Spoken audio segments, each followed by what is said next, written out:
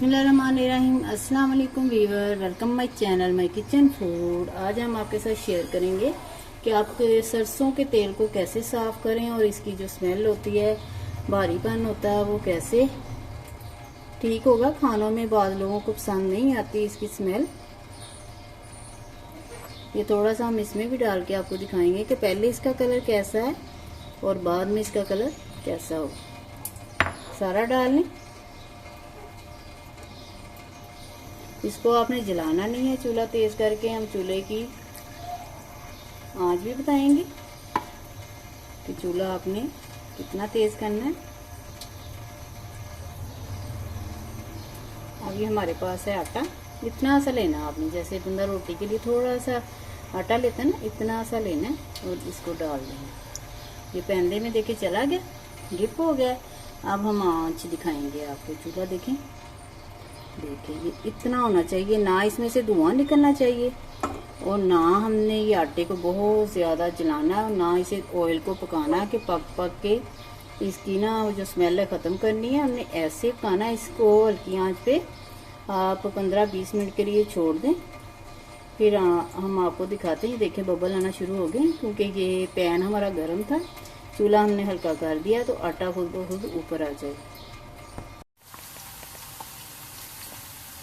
आटा देखिए ऊपर आ गया, लेकिन इसका कलर अभी चेंज नहीं हुआ और झाग भी आना शुरू हो गई। ये निशानी है इसकी।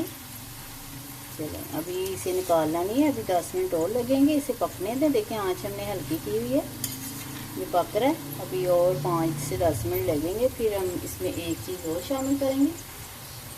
चलिए देखिए ऊपर से झाग आना शुरू हो गया और आटा भी हमारा देखिए, इसे बिल्कुल ब्लैक नहीं करना, ये लाल लाल हो गया। ये निकालने है, भूल गया। चलो कोई बात नहीं, इसे निकालें, इसे वेस्ट कर दें आप। अब हमारे पास है प्याज, छोटी सी प्याज ले लें, रफी चॉप करके वो डाल दें। इसे भी बिल्कुल जलाना नहीं है, हमने थोड़ी सी लाल लाल करनी है, जैसे हमारे चावलों के लिए होती है ना ब्राउन राइस बनाए, तो वैसे ही हमने करनी है। ये अभी हो जाएगी क्योंकि ऑयल बहुत गर्म है। आंच तो हल्की है लेकिन ऑयल गर्म है हमारा। प्याज हमारी देखें लाल हो रही है, अभी थोड़ा सा और टाइम लगेगा, इसे निकाल लेंगे। ये खुद ब खुद ऊपर आ गई है। चूल्हा हमने थोड़ा सा तेज़ कर दिया ताकि इससे अब चूल्हा हमने बंद करना। प्याज हमारी थोड़ी सी लाल हो जाए तो हम निकाल लेंगे और चूल्हा बंद करेंगे। इसका कलर भी चेंज हो गया है और स्मेल भी ख़त्म हो गई।